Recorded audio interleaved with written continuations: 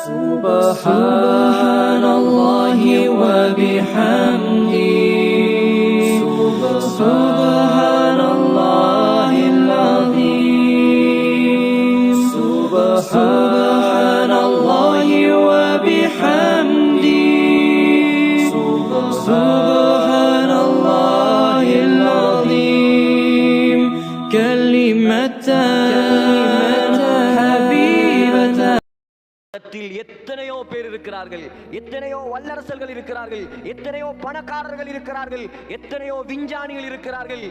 ஏலும் என்றால் கொண்டு வாருங்கள்.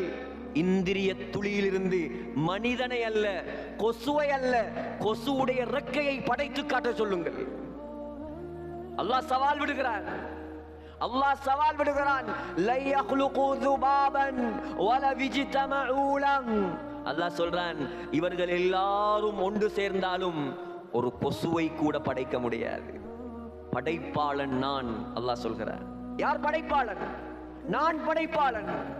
நான் என்ற வார்த்தைக்கு தகுதியானவன் அவன் மட்டும்தான். வேற யாருக்கும் தகுதி இல்லை நான் என்று பேசுறதுக்கு. என்னுடையது நான் என்று பேசுவதற்கு வேற யாருக்கும் இந்த உலகத்தில் அருகதை கிடையாது.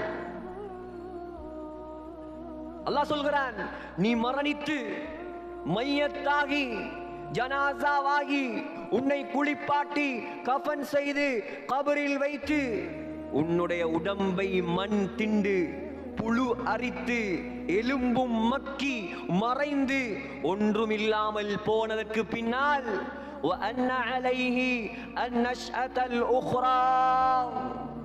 உன்னை மீண்டும் எழுப்பாட்டுபவன் நான்.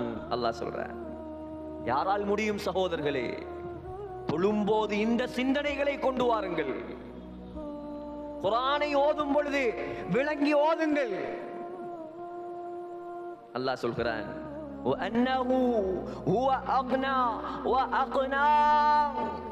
ஏழையாக ஆக்குவவன் நான், பணக்காரனாக ஆக்குவவன் நான். அல்லாஹ் சொல்கிறான், உனக்கு சூரியன் தான் விளங்குது, உனக்கு சூரியன் தான் விளங்குது. ஷிஅரா என்று ஒரு நட்சத்திரம் இருக்கிறது. ஷிஅரா என்ற நட்சத்திரம் சூரியனை விட பல லட்சம் மைல் தொலை தூரத்தில் இருக்கிறது. சகோதரர்களே, சூரியனை விட 20 மடங்கு பெரியது. சூரியனை விட 50 மடங்கு ஒளியுடையது. அல்லாஹ் சொல்றான், இதற்கும் ரப்பு நான் தான், அதற்கும் ரப்பு நான் தான், எல்லாமே நான் தான், எல்லா சக்தியும் என்னிடம் தான். உன்னால் எதுவும் முடியாது, உலகத்தில் யாரால் எதுவும் முடியாது. நடத்தி காட்டுபவன் நான் தான். விளங்கவில்லை அல்லாஹ்வ?